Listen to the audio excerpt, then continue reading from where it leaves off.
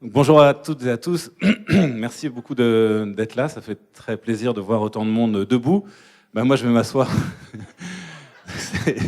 Mais bon, enfin, je vais essayer de repérer votre niveau de fatigue pour pas faire durer trop longtemps le supplice de rester debout. Donc, pardon d'avoir été en retard. Je me retrouve un peu comme un étudiant. Là, j'ai eu un problème de réveil, tout simplement. J'ai mal mis mon alarme. Donc c'est un peu ridicule, mais bon, ça arrive encore à des vieux comme moi. Donc Annie, en fait, a dit pas mal l'essentiel, je trouve. C'était, à mon avis, plus beau que ce que je vais dire. Ça va être un peu plus universitaire, mais pas trop non plus. Donc j'ai intitulé ça pour une décroissance soutenable et solidaire. Donc deux dimensions essentielles. Et je vais vous présenter rapidement en fait ce que c'est que cette idée de décroissance. Ça suppose d'abord de rappeler ce que c'est que la croissance, fondamentalement. La croissance, au sens où on la définit en économie notamment, c'est la hausse de la production de biens et de services ayant une valeur monétaire, qui sont donc produites par une population donnée. Autrement dit, si on veut simplifier, c'est la hausse de la production de marchandises. Alors derrière tout ça, il y a déjà une certaine définition de la richesse. Qu'est-ce que c'est que la richesse? C'est des marchandises. Tout ce qui n'est pas marchandise n'est pas richesse. Donc c'est un des gros problèmes qu'on a. Mais pour l'instant, c'est ce qu'on considère comme de la richesse et c'est ce qu'on mesure avec le fameux produit intérieur brut, le fameux PIB. Alors c'est un peu ce qui est fascinant avec l'histoire de la croissance, c'est que c'est finalement une idée sur laquelle presque tout le monde est d'accord. Si vous regardez sur l'échiquier politique, de la gauche à la droite, tout le monde est d'accord sur la croissance, qu'il faut de la croissance. Là où il y a des débats, c'est comment est-ce qu'on va distribuer cette croissance, comment est-ce qu'on va la produire. Mais finalement, sinon, il y a une espèce de convergence incroyable autour de ça. Alors en même temps, il faut reconnaître tout de suite que c'est une convergence, c'est une obsession qui est bien fondée. Nos sociétés, telles qu'elles sont construites aujourd'hui, telles qu'elles fonctionnent, elles ont besoin de croissance. Elles carburent à la croissance comme une bagnole carbure au pétrole. Quand il n'y a pas de croissance, effectivement, nos sociétés vont mal. On a vécu des politiques d'austérité qui sont en partie la conséquence du fait qu'on avait un taux de croissance qui avait beaucoup diminué depuis plusieurs années. Alors la décroissance par rapport à ça, c'est quoi? C'est un appel justement à une sortie volontaire et contrôlée de ce modèle de société qui carbure à la croissance. Pourquoi? Vous allez me dire, à la fois on a des sociétés qui en ont besoin, pourquoi justement s'opposer à ça? Alors c'est ce que je vais surtout développer, il y a trois arguments fondamentaux en faveur de cette sortie donc volontaire et contrôlée de ce que j'appelle des sociétés de croissance. Trois arguments. Le premier, c'est le plus évident, c'est l'argument écologique, parce que cette croissance, elle s'avère absolument destructrice de la vie. Deuxième argument, parce que cette croissance, elle s'avère aussi fondamentalement injuste, je vais développer aussi. Et troisième argument, c'est que cette croissance s'avère aussi contraire en fait à la liberté. En fait. Ce qui est en jeu aussi dans cette affaire, c'est la liberté. Donc je reprends chacun des trois arguments. Le premier, donc en quoi la croissance est-elle destructrice ou en fait autodestructrice? Parce que c'est bien d'une autodestruction dont il est question actuellement. Si on veut produire toujours plus de marchandises, c'est bien ça la croissance, ça suppose d'une manière ou d'une autre de consommer toujours plus de ressources naturelles, c'est-à-dire de matières vivantes ou non vivantes et d'énergie, et aussi de générer toujours plus de déchets, toutes sortes de déchets. Alors ce qui se passe aujourd'hui, c'est que on pourrait dire bon oui, ok, mais on est dans une planète très vaste, on est encore bien loin d'épuiser ses ressources, les déchets, on aura encore de la place pour les traiter, etc. En fait, on voit aujourd'hui un peu partout, et on a les indices du fait que on a dépassé un certain nombre de limites biophysiques planétaires. Donc c'est cette activité de production de marchandises, elle touche et dépasse ses limites. On a un tas d'indices, on peut essayer de définir de manière assez simple ce que serait qu'une société soutenable, un mode de vie soutenable. Ça permettrait en fait, d'une part, à tout ce qui est ressources dites renouvelables, de se renouveler. C'est un des pièges de cette expression, ressources renouvelables, on a l'impression que ça peut être renouvelé à l'infini. Non, ça ne peut être renouvelé que si, effectivement, elles sont exploitées à une vitesse qui permet leur régénération. Donc ça, c'est le premier critère. Deuxième critère, c'est la capacité de la planète à absorber les déchets qu'on produit. Est-ce que là aussi on touche une limite ou pas? Et le troisième critère, ce serait celui de la capacité finalement à trouver des ressources pour remplacer celles qui n'existent déjà plus ou qui sont en voie d'épuisement ou qui sont problématiques. Donc ce qu'on appelle le critère de la substitution. Sur ces 3 critères, on a d'énormes problèmes. Le problème de la régénération, c'est notamment celui de la crise de la biodiversité. Vous avez dû entendre parler du rapport du GIEC de la biodiversité au printemps dernier, donc qui montre que on a énormément de populations, de populations à la fois de végétaux et d'animaux qui sont en baisse rapide et à tel point qu'on a un taux d'extinction aujourd'hui d'espèces qui est extrêmement rapide, le plus rapide qu'on ait observé depuis 10 millions d'années sur la planète. Bon. Donc ça, c'est un énorme problème de régénération. Donc évidemment, cette biodiversité, on en fait partie, on en est totalement dépendant.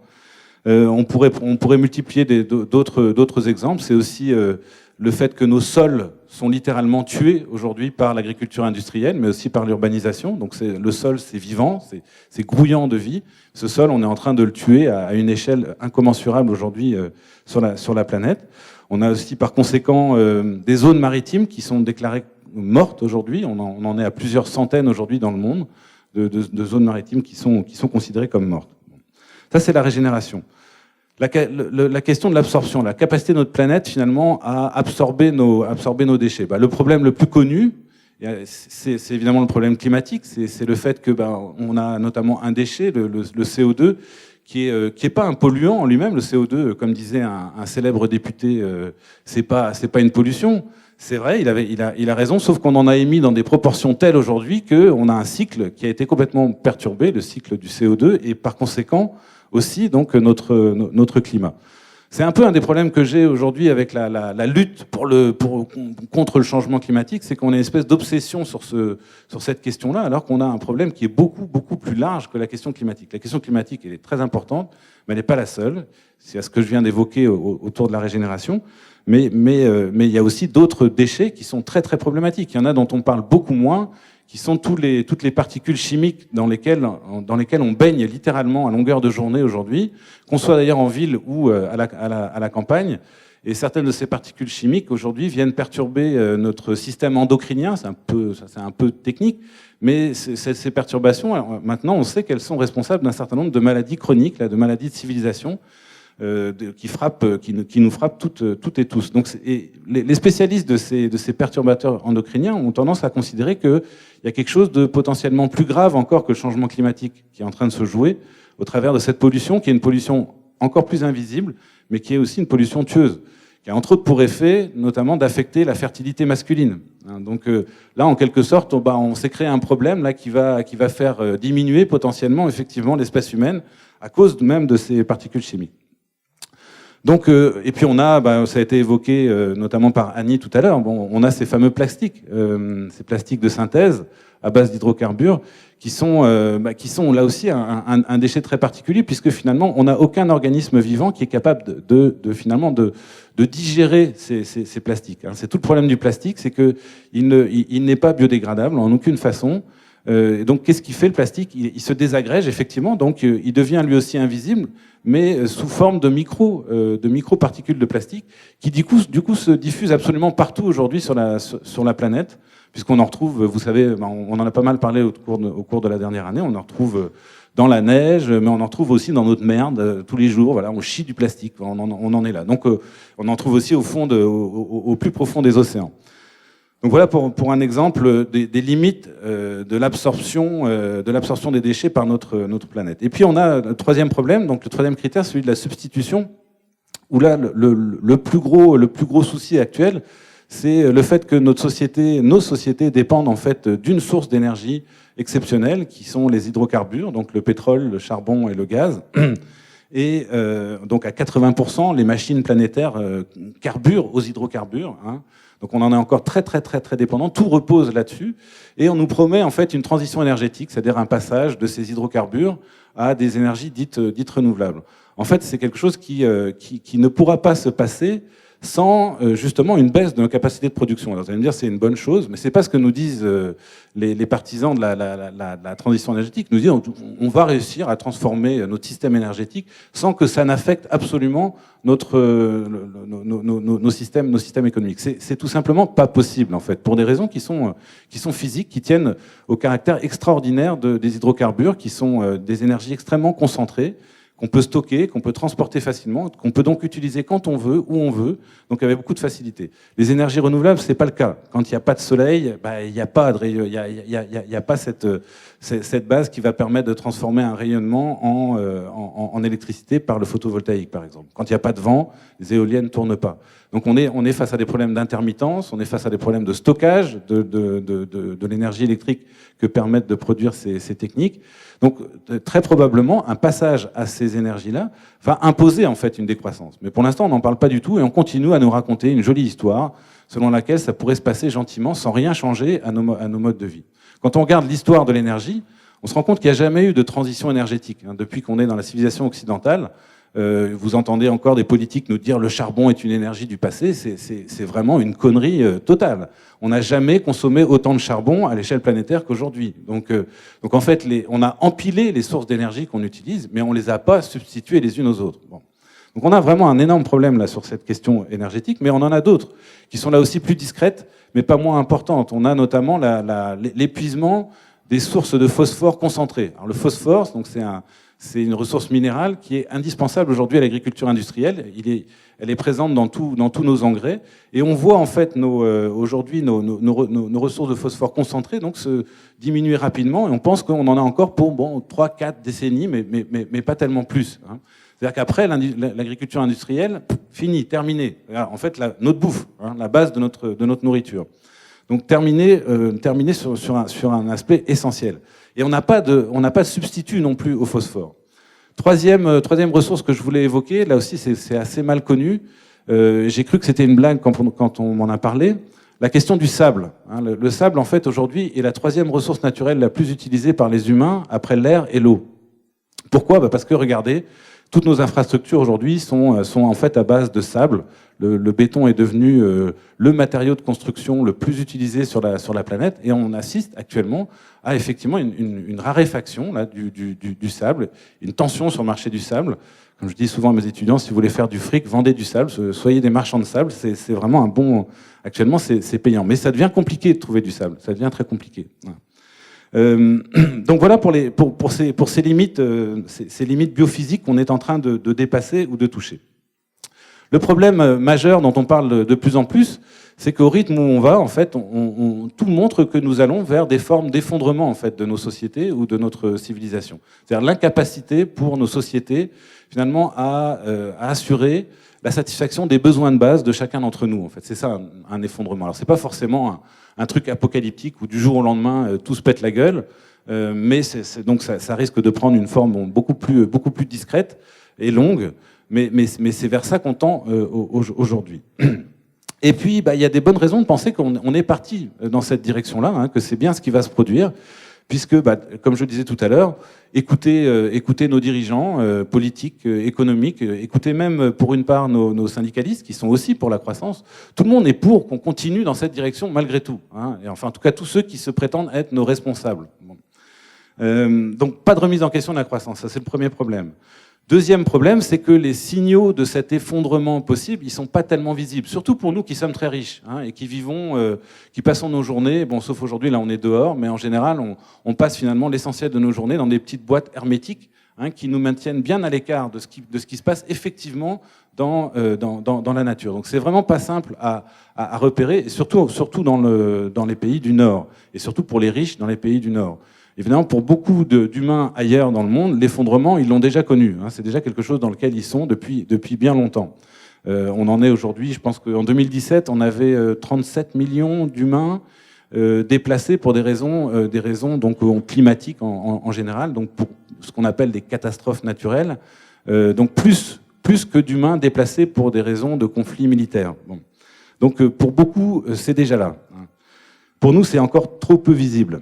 Et puis, c'est troisième raison pour laquelle on va dans cette direction-là, il me semble, c'est aussi que c'est des réalités qui sont pas faciles à saisir. Hein. On est dans ce qu'on pourrait appeler un système complexe, le système Terre. Et un système, ça évolue pas de manière linéaire. Et on a tendance à avoir une vision des choses assez linéaire, une vision du changement linéaire, hein, comme si tout ça allait se produire de façon lente, progressive.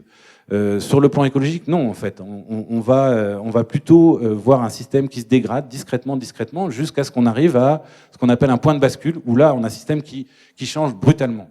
Ce qui va évidemment compliquer notre temps de réaction, parce que ça va être brutal, et donc là, on va manquer de temps pour faire face à ces effets.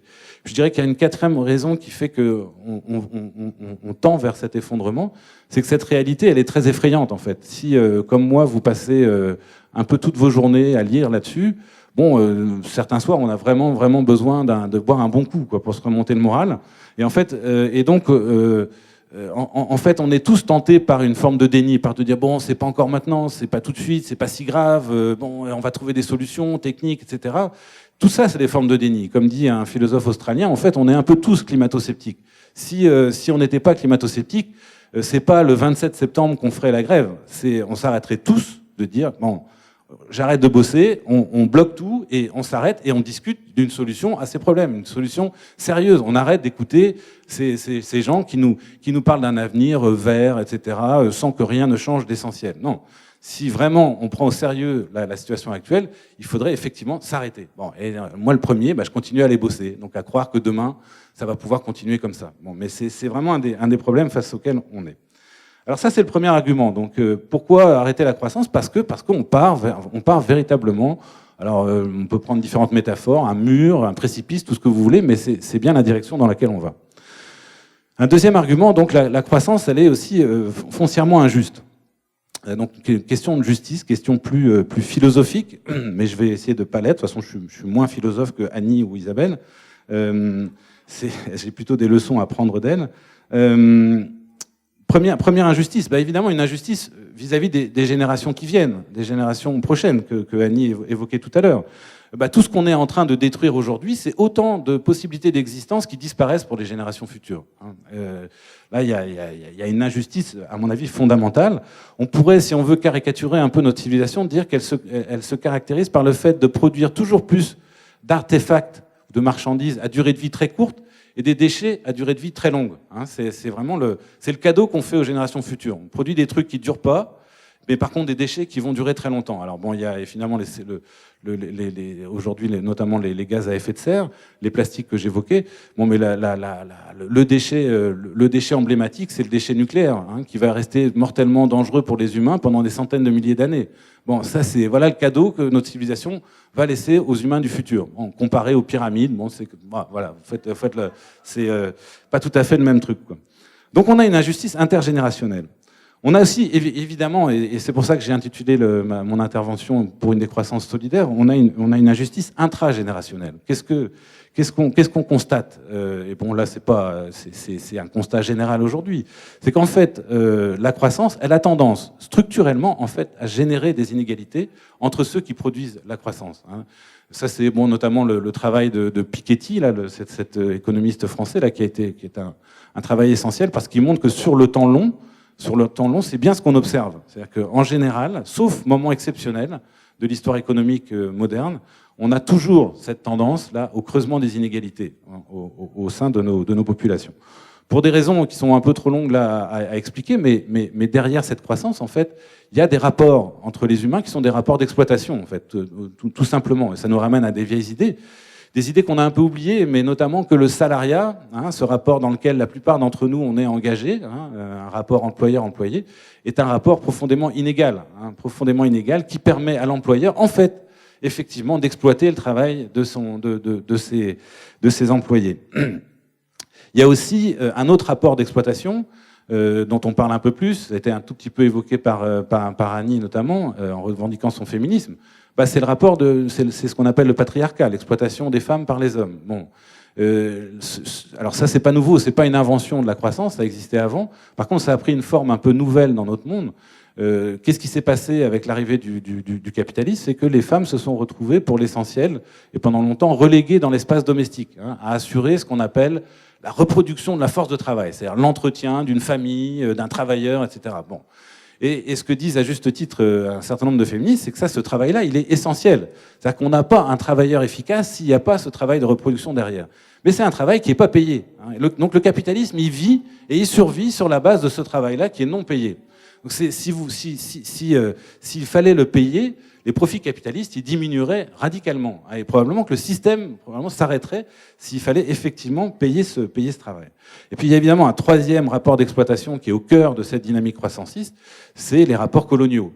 C'est le rapport d'exploitation colonial et néocolonial. C'est pas parce qu'on a accordé leur indépendance aux pays qui étaient anciennement colonisés que tout ça s'est terminé. On a continué à les exploiter d'une manière plus subtile, mais pas moins efficace jusqu'à aujourd'hui. Donc il ne faut pas s'étonner de voir encore autant de pays du Sud dans un état de sous-développement. Dans une certaine mesure, on peut dire que le sous-développement des pays du Sud est une condition du développement des pays du Nord. C'est une condition de possibilité de ce développement.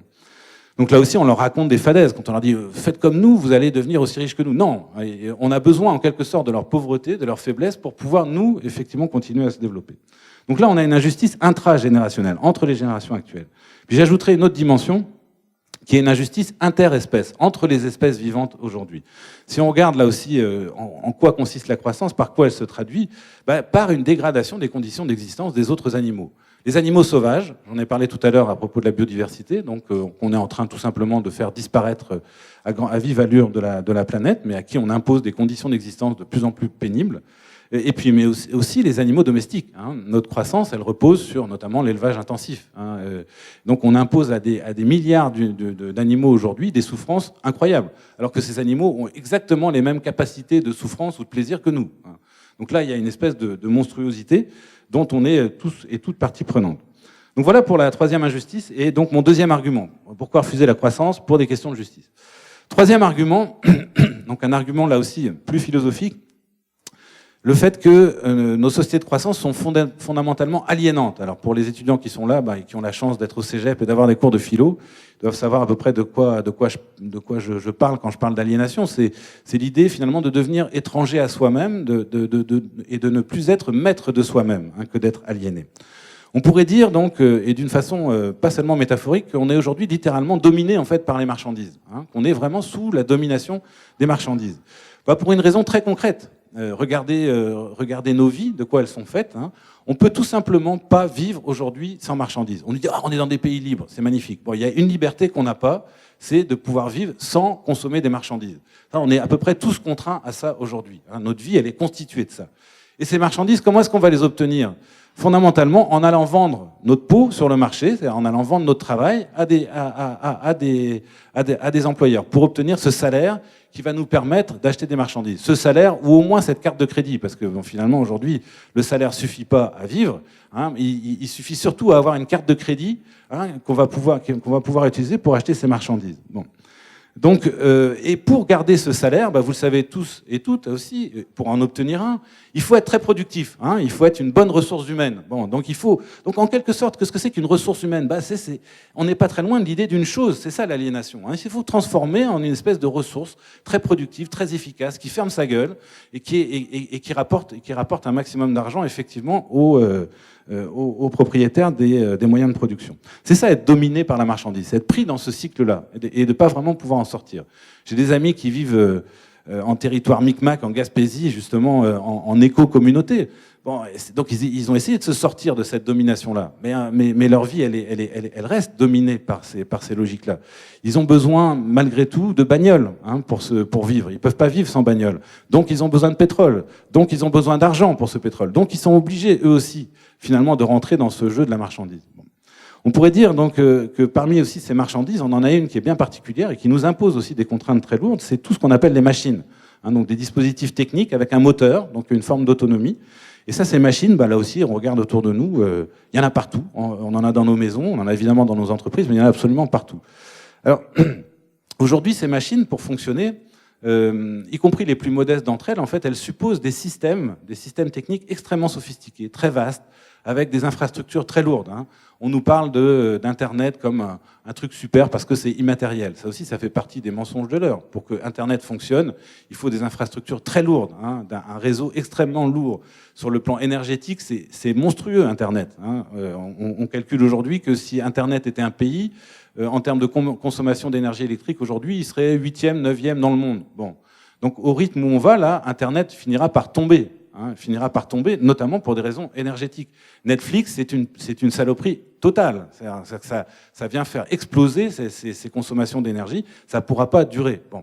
Donc on est face à des systèmes qui sont gigantesques, qui sont extrêmement destructeurs et sur lesquels on n'a pas de contrôle fondamentalement. Personne contrôle. On dit bah non, les machines, c'est pas un problème. Tout dépend comment on les utilise. Vous savez, comme les défenseurs des armes aux États-Unis. Bon, l'arme, c'est pas le problème, c'est l'humain qui le tient. Non, mais tout ça, c'est vraiment aussi une espèce de fable dans laquelle on s'entretient. On n'a absolument aucun contrôle sur ces systèmes et ça représente des coûts qui sont énormes. Alors évidemment, on dit bon, bah, sortons des machines, abandonnons les machines. Le problème, c'est que ces machines, comme les marchandises, sont devenues indispensables. Alors, on peut bien vouloir détester la bagnole, mais sauf que la vie aujourd'hui de beaucoup d'êtres humains sur la planète dépend étroitement de la voiture. Il faut effectivement une voiture pour vivre. Bah, c'est ce que Macron a découvert en France à l'automne dernier, quand il a proposé donc une taxe sur le diesel. Qui s'est pris les gilets jaunes dans la face parce que une grande partie de ces gens-là qui étaient déjà dans des conditions de vie assez difficiles, on leur disait votre vie va être encore plus compliquée. Ils ont absolument besoin de voitures pour vivre, mais ça va leur coûter de plus en plus cher. D'où la réaction de ces fameux gilets jaunes. Donc en ce sens, on est coincé par ce développement des marchandises et par notamment cette diffusion des machines. Alors, comment est-ce qu'on peut rompre avec cette logique? C'est évidemment un peu effrayant parce que c'est une logique qui est planétaire aujourd'hui. Il n'y a aucun pays qui n'est pas pris là-dedans. Il n'y a aucun pays qui n'est pas touché par ces logiques, y compris les pays à prétention socialiste. Donc il faut essayer d'abord, je pense, pour espérer sortir de cette logique, il faut essayer de comprendre qu'est-ce qui nous maintient là-dedans. Pourquoi est-ce qu'on est dans cette quête de croissance? Autrement dit, il faut identifier les causes pour éviter d'appliquer des remèdes qui ne sont pas utiles ou même qui sont dangereux. Alors, en général, l'hypothèse qu'on fait le plus souvent, c'est ce que j'entends le plus souvent dans les discussions, c'est qu'en fait, cette quête de croissance, elle serait inscrite un peu dans la nature de l'homme ou de l'être humain. Les femmes aussi seraient concernées. Donc, il y aurait au fond de nous une espèce de pulsion fondamentale qui ferait qu'on en voudrait toujours plus. Et la croissance, ce serait juste l'effet composé de ces désirs individuels. Là, chacun en voudrait toujours plus, et donc on aurait ce phénomène de croissance. Bon, une façon d'inscrire dans la nature des choses cette logique-là. Bon, les économistes c'est leur hypothèse de base, mais c'est l'hypothèse de beaucoup de gens. Bon, dans beaucoup de discussions que j'ai là-dessus, j'entends souvent est-ce que le problème c'est pas parce qu'on est trop d'humains? Derrière l'hypothèse que le problème serait que nous serions trop nombreux, il y a bien cette idée qu'on est trop nombreux à vouloir en vouloir toujours plus. La solution, ce serait qu'il y ait moins d'humains. Bon, je pense que c'est une explication qui tient absolument pas la route. Si on fait un peu d'histoire, un peu d'ethnologie, on se rend compte que on est la civilisation occidentale moderne est la première civilisation à avoir carburé à la croissance. Le phénomène de la croissance économique, il a en gros 2 siècles, 3 siècles tout au plus. Donc dans le temps, c'est très peu à l'échelle de l'histoire de l'humanité. Annie a rappelé l'existence des autochtones avant l'arrivée des occidentaux ici. Mais les humains, le genre humain, il existe depuis 2,5 millions d'années. Les Homo sapiens, 300 000 ans. Bon, donc on est sur un temps qui est beaucoup, beaucoup plus long. La croissance, c'est 200 ans. C'est 200 ans. Et ça se passe où? Ça se passe en Occident. C'est dans les pays occidentaux qu'on embarque dans cette logique. Et pas ailleurs. Jamais. Donc l'hypothèse que je ferai, l'hypothèse de réponse à la question pourquoi la croissance, ce serait une hypothèse sociologique. En général, on va dire que c'est le capitalisme qui est derrière, puis je pense que c'est une très bonne hypothèse, je suis tout à fait d'accord avec ça, mais peut-être pour la rendre un peu plus concrète, j'utiliserai le travail d'un sociologue français qui s'appelle André Houssolet, et qui dit fondamentalement le problème de cette civilisation, ce qui la caractérise, c'est d'être complètement dominé par l'entreprise, donc par une forme institutionnelle particulière qui est l'entreprise. Et donc il parle de notre monde comme de l'entreprise-monde. C'est quoi l'entreprise-monde? Donc c'est un monde qui est très largement conçu par et pour l'entreprise. Comme on pourrait dire du monde médiéval en Occident qu'il était conçu par et pour l'Église. On avait une institution centrale là, qui organisait un peu tout. Pour nous, c'est l'entreprise qui est au centre.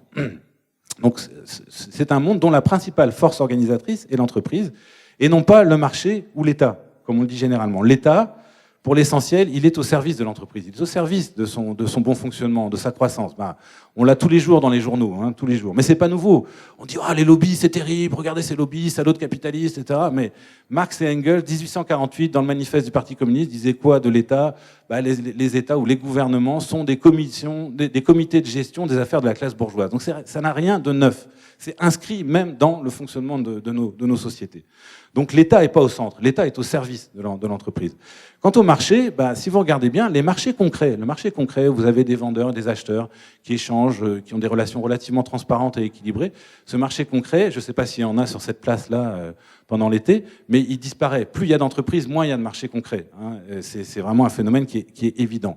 Alors il reste le marché des économistes, alors pour ceux qui ont fait de l'économie, celui que mes collègues dessinent sur des tableaux noirs, là, sur deux axes, avec deux courbes qui se croisent et qui donnent le prix. Bon, ça c'est un marché complètement abstrait, on est vraiment dans l'abstraction pure, il n'existe pas ce marché.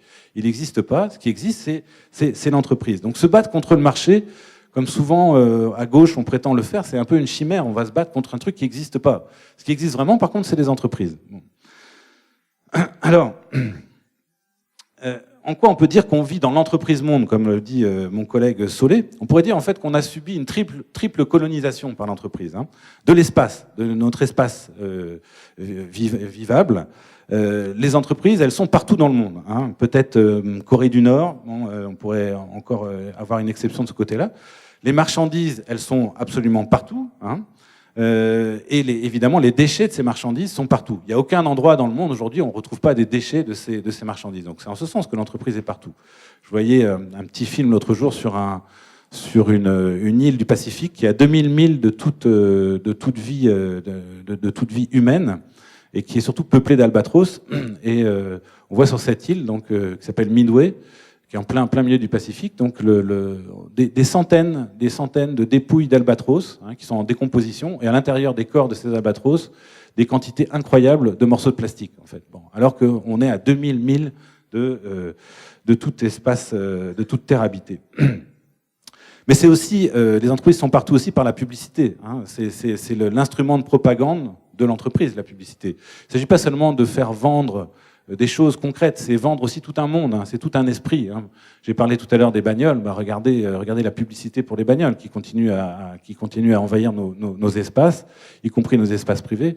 C'est ce qu'on nous vend là, c'est une espèce de liberté. Toutes ces publicités de bagnoles, c'est toujours une bagnole toute seule sur des routes désertes, souvent magnifiques. Donc c'est un mensonge total, puisqu'on sait bien que prendre sa bagnole, c'est courir le risque des accidents et finalement ralentir dans des bouchons, quoi. Mais donc c'est tout un imaginaire qui est derrière ces publicités et qui va au-delà du fait de nous vendre une bébelle particulière. C'est vraiment un monde, une civilisation qu'on nous vend par cette propagande, bien plus efficace que les propagandes soviétiques ou autres. Donc colonisation de l'espace, colonisation de nos vies quotidiennes aussi.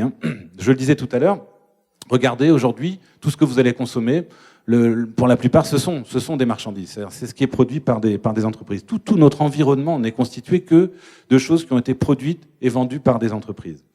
À part nos corps pour l'instant, mais même nos corps sont marchandisés de plus en plus. Donc c'est un des enjeux de l'heure. Mais à part nos corps, tout est marchandise. L'argent dont on a besoin pour les acheter, je l'ai dit tout à l'heure, on va le gagner dans des entreprises, donc où on va passer finalement la plus grande partie de notre vie. Qu'est-ce que c'est qu'une vie humaine aujourd'hui? C'est 30, 40 ans dans une boîte, 5 jours par semaine, 8 heures par jour. C'est ça une vie humaine aujourd'hui. Donc notre vie, elle est vraiment partie prenante de l'entreprise. Et puis, je suis bien placé pour le savoir, puisque je travaille dans une école de gestion. On développe par ailleurs dans ces entreprises des techniques pour mobiliser de manière toujours plus efficace ces humains. Pour non pas seulement aller chercher une force physique ou une capacité de raisonnement, mais c'est aujourd'hui l'être humain dans sa totalité qu'on cherche à embarquer dans ce processus-là. On s'intéresse à l'âme humaine. On commence à faire des trucs plus ou moins spirituels dans les écoles de gestion. On fait de la méditation, tout ça. Il y a tout un travail assez incroyable. Alors, donc, c'est pas très étonnant non plus que ça se traduise par des épidémies de burn-out, par exemple, d'épuisement professionnel, parce qu'on va chercher la totalité de l'être humain, la manière la plus intensive possible. Et puis, troisième colonisation de l'entreprise, c'est aussi celui de notre imaginaire, en fait, de nos esprits. Hein. En fait, l'entreprise, justement, on la voit plus. Elle est tellement là, elle est tellement évidente qu'on la voit plus, qu'on la questionne plus. Mais par ailleurs, c'est devenu, en fait, le modèle de référence de toute organisation. Toute organisation, elle est censée fonctionner comme une entreprise. Une bonne organisation, finalement, elle doit adopter les techniques de l'entreprise. Ce qui fait que, à HEC, donc où je travaille, on voit toutes sortes de gens qui viennent apprendre ces techniques-là, qui sont les techniques de l'entreprise privée, pour faire fonctionner éventuellement des organisations qui n'ont pas du tout des buts lucratifs, hein, des organisations à but culturel, à but sportif, toutes sortes de choses, même des petites bonnes sœurs qui viennent prendre des cours des fois au HEC pour apprendre à faire tourner leur communauté religieuse avec les techniques de management. C'est quand même une réussite incroyable de l'entreprise. Hein.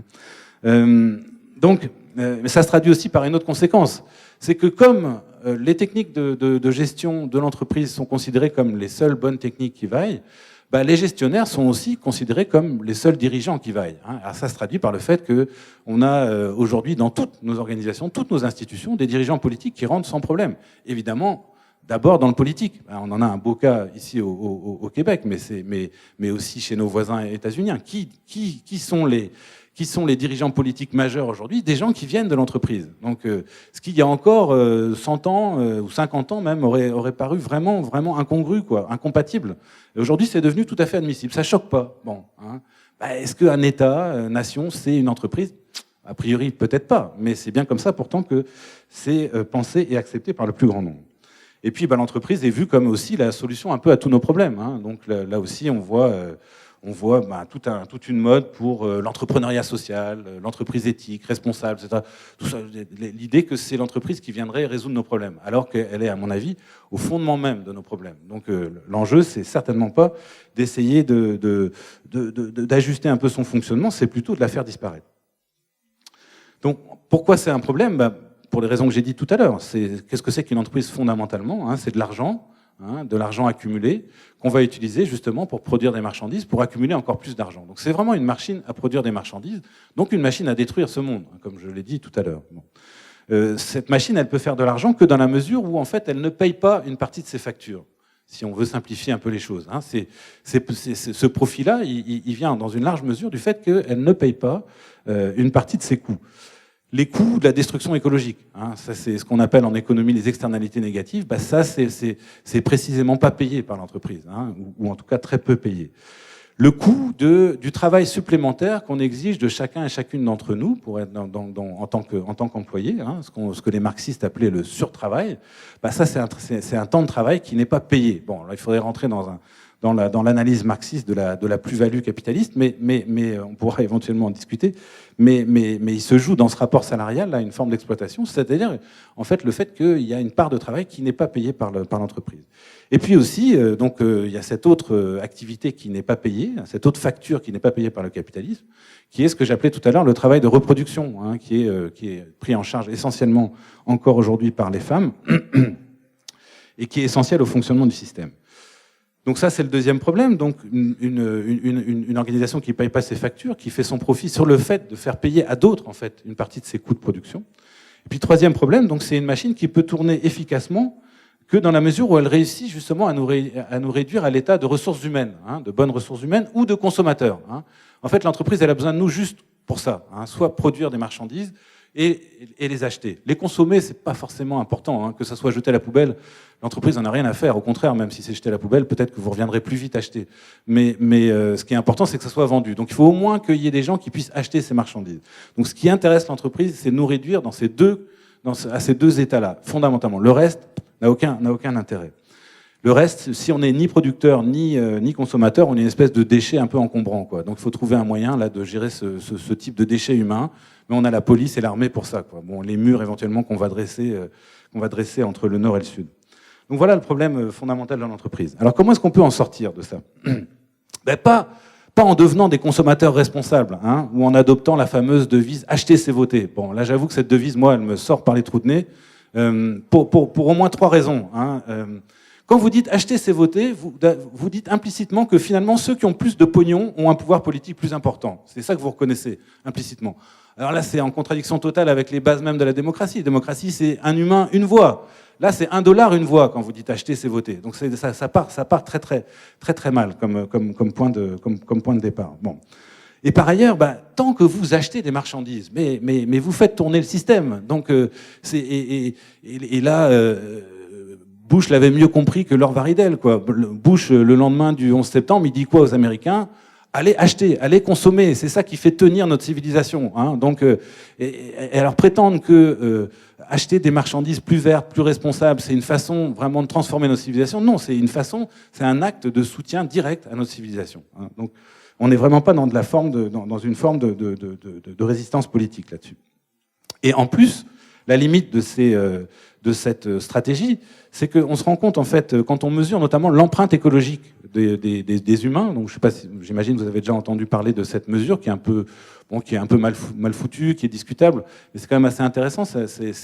Finalement, ça correspond à la quantité de surface qu'on appelle bioproductive, surface terrestre ou aquatique, qui est nécessaire pour soutenir notre mode de vie, hein, à la fois produire ce qu'on consomme, mais aussi absorber les déchets qu'on génère. Bon. Quand on regarde l'empreinte écologique des Occidentaux, aujourd'hui, et notamment des Canadiens, on se rend compte que même les plus pauvres des Canadiens aujourd'hui, c'est-à-dire même ceux qui vivent avec quelque chose comme $10 000 par an, bon, même eux, leur empreinte écologique, elle est bien supérieure à ce qu'elle devrait être pour respecter les limites biophysiques planétaires. On est bien au-delà de ça. Donc vous pouvez faire tous les efforts que vous voudrez pour réduire votre empreinte écologique, elle sera toujours supérieure à ce qu'elle devrait être pour permettre à notre système Terre de se reproduire et de perdurer. Donc il y a une vraie contradiction qui tient à quoi? Justement à la lourdeur notamment des infrastructures dans lesquelles on vit, dont on a besoin pour vivre. Hein. C'est gigantesque.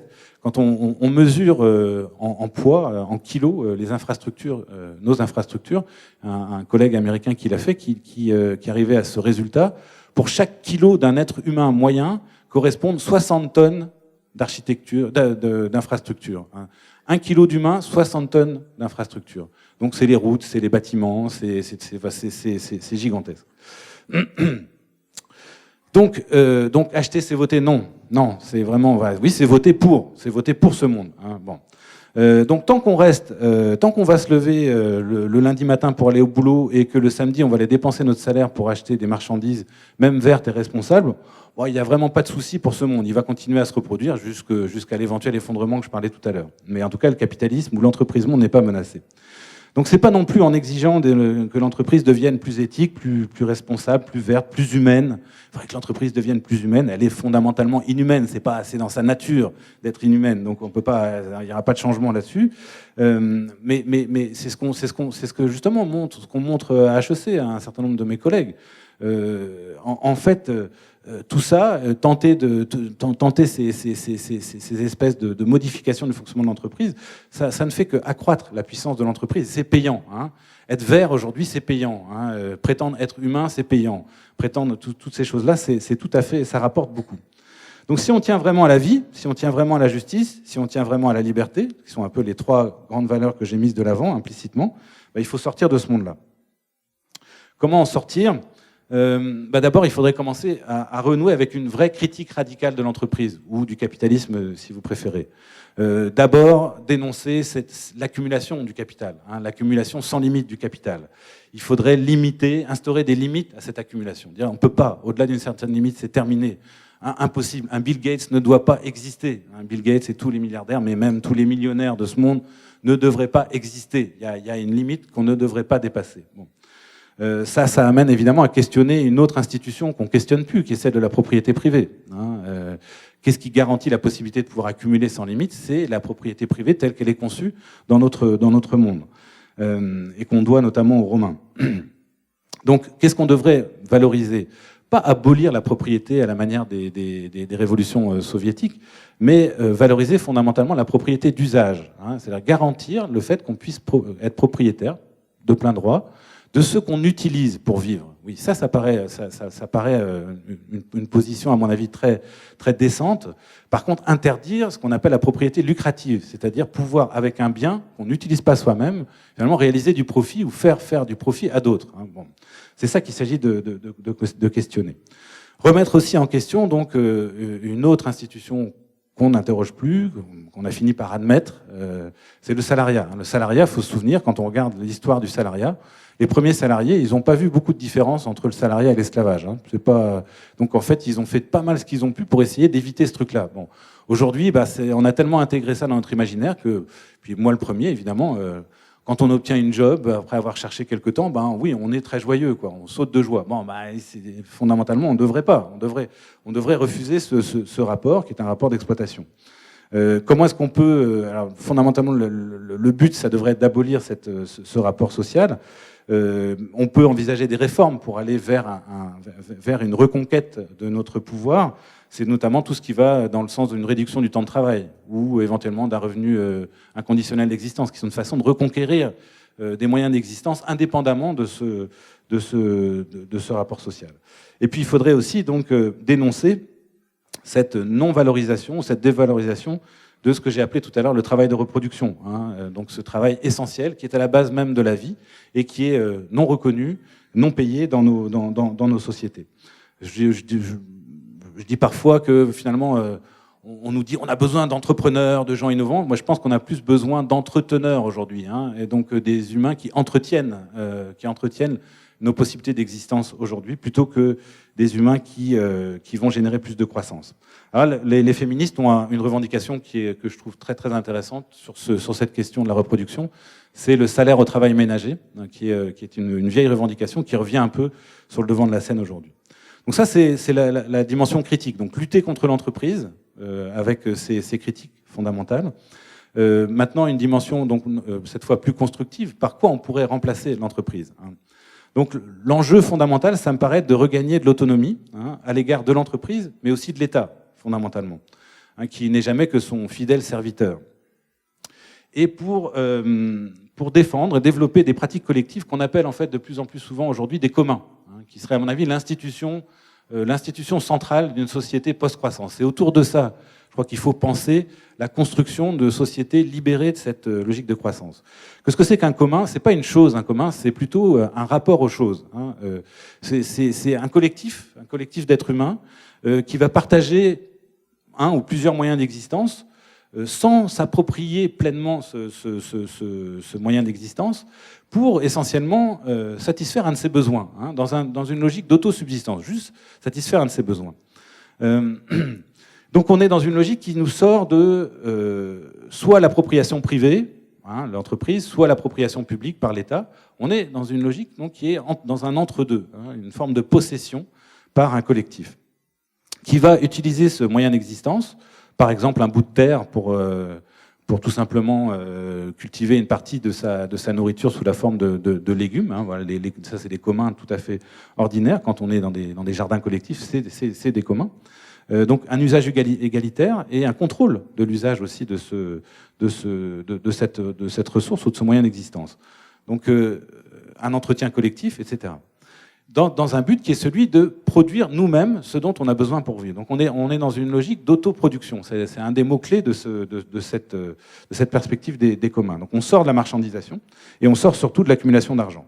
Le commun qu'on utilise toutes et tous, c'est peut-être le meilleur exemple, c'est Wikipédia. Wikipédia est un commun qui est une réussite extraordinaire. Bon, le problème, c'est que Wikipédia repose aussi sur cette architecture technique que j'ai dénoncée tout à l'heure, mais sinon, son contenu, c'est quand même une réussite incroyable, puisque finalement, personne ne possède le contenu de Wikipédia, et que ce contenu est d'une richesse incroyable, qui est en fait incommensurable avec même les encyclopédies privées d'avant. Ça a tellement bien marché que les encyclopédies privées ont soit disparu, soit elles ont été obligées de commencer à fonctionner sur le modèle de Wikipédia. Donc là, on a vraiment une espèce de démonstration de la force de ce modèle. Un commun que j'aime beaucoup à Montréal, c'est le bâtiment 7 à Pointe-Saint-Charles. Donc pour ceux qui ne connaissent pas l'histoire du bâtiment 7, donc on a des collectifs dans le quartier de Pointe-Saint-Charles qui ont réussi à obtenir l'expropriation d'anciens bâtiments industriels, je pense du Canadien National. et pour faire de ces bâtiments un espace d'autonomie collective, justement pour se donner à eux-mêmes un certain nombre de services et de produits dont ils avaient besoin, de façon autonome, gérés de façon démocratique. Bon. Mais pour ceux qui vivent en coloc, il y a peut-être parmi les étudiants ici qui vivent en coloc, un exemple tout bête, tout simple de commun, c'est que dans une colocation, un frigo, un frigidaire, c'est une espèce de commun. Hein. C'est un outil que vous utilisez ensemble, personne n'en est forcément le propriétaire, mais vous en partagez l'espace, puis il y a tout un travail pour utiliser de façon satisfaisante cette machine. Alors, je termine. Est-ce que cette histoire d'un monde conçu sur des communs est une utopie? Je pourrais en parler un peu plus, voir quelle forme pourrait prendre une société basée sur des communs, s'il y a discussion. Mais je vais terminer sur peut-être la première critique qui vous vient à l'esprit. Bon, est-ce que tout ça, c'est pas une utopie totale? Bon. D'abord, se rendre compte que on nous met dans la tête justement que vivre de cette manière-là est impossible. Et ça fait longtemps qu'il y a un travail de déconstruction, de destruction de cette idée que le commun est une solution intéressante. Mais quand on regarde, en fait, là encore, c'est pour ça qu'il faut faire de l'histoire, c'est pour ça qu'il faut faire de la philosophie, si on en a le temps, le privilège. Quand on regarde l'histoire de l'humanité, en fait, on se rend compte que les communs, c'est une institution centrale dans l'histoire de l'humanité. On doit à une femme, Elinor Ostrom, d'avoir remis ça de l'avant, en fait, d'avoir montré, non, écoutez, les humains sont tout à fait capables d'exploiter, d'utiliser ensemble, de manière non destructrice, de manière tout à fait égalitaire, des ressources communes. Donc sans qu'il y ait cette espèce de dévastation qu'on observe aujourd'hui. On observe aussi historiquement que les communs, le fait de se mettre ensemble pour prendre en charge une ressource, l'utiliser de façon équitable et durable, c'est une solution qui est quasi spontanée en temps de crise, en fait. Il y a eu une floraison de communs en Occident avec l'effondrement de l'Empire romain. Donc là, on a vu émerger beaucoup de communs, donc beaucoup d'humains. Mais bon, face à cet effondrement, ils se sont mis ensemble, puis qui ont commencé à utiliser leurs ressources de cette manière-là. On peut aussi se rendre compte, on peut se rappeler, que derrière l'idée de commun, il y a l'idée d'une forme de coopération entre les humains. Et on nous a beaucoup mis dans la tête que les humains sont une espèce de sale bête, une espèce de loup pour l'homme, que donc on serait condamné à se combattre les uns les autres en permanence. Ça, c'est notre monde qui nous oblige à faire ça. Effectivement, on est condamné à être engagé dans une espèce de lutte des places permanente. Mais ça, c'est notre monde qui nous fait agir de cette manière-là. Darwin, le fameux Darwin, est le premier à rappeler, dans un de ses textes, que l'espèce humaine est devenue ce qu'elle est, elle a occupé la place qu'elle occupe, parce qu'elle a coopéré, justement, parce qu'elle a développé des capacités de coopération considérables. Tout ça, ça a été finalement oublié par tout un discours, et tout un mode de vie qui effectivement nous force à être des égoïstes. C'est vrai que dans notre monde, si vous êtes vraiment un altruiste, vous allez mal tourner, ça va mal finir pour vous. Donc on est forcé d'être des égoïstes, on est forcé de se battre. Bon. Mais c'est notre monde qui force ça. Darwin est le premier à dire non, l'être humain, au fond de lui, il y a des capacités de coopération essentielles. Et puis justement, c'est tous ces communs numériques comme Wikipédia, ou ce qu'on appelle l'économie du partage, ou l'économie de la collaboration, qui sont très détournées aujourd'hui par le capitalisme. Mais à l'origine, il y a quelque chose d'intéressant dans l'économie du partage, ou de la collaboration. Justement, ça témoigne d'un appétit des humains pour ces logiques de collaboration, ces logiques de partage. Donc c'est là, c'est présent. Donc on peut parier là-dessus. Et puis, des communs, on en a qui fleurissent absolument partout. C'est bien ce qui se passe aujourd'hui. Je ne sais pas ce qu'il en est à Saint-Jérôme, mais à Montréal, il y en a de toutes formes, un peu partout à Montréal, qui sont en train de se développer. Donc un des buts, c'est d'essayer de faire proliférer ces communs pour offrir justement ces espaces d'autonomie, des espaces d'autonomie toujours plus importants, pour permettre à de plus en plus d'humains de vivre de manière séparée en fait de cette logique d'entreprise dont je parlais tout à l'heure. Et on peut penser que les difficultés du système là qui vont venir, parce qu'elles vont probablement se développer. Regardez les inondations de plus en plus nombreuses. Il y a un moment où on ne pourra plus faire face aux inondations comme on y fait face actuellement. On va être obligé de repenser un certain nombre de choses. Et les communs vont sans doute être une solution qui va s'imposer. Donc voilà, je termine tout à fait. S'il y a quelque chose d'utopique, en tout cas aujourd'hui, à mon avis, c'est certainement pas les communs. Je pense que l'histoire est là pour nous montrer qu'il y a des raisons sérieuses de penser que c'est une solution intéressante. L'utopie aujourd'hui, c'est de continuer à croire donc qu'une croissance infinie dans un monde qui est effectivement fini est possible. Et donc il faut absolument refuser d'écouter, de discuter avec ceux qui continuent à nous promettre cette croissance infinie. Merci beaucoup de votre attention.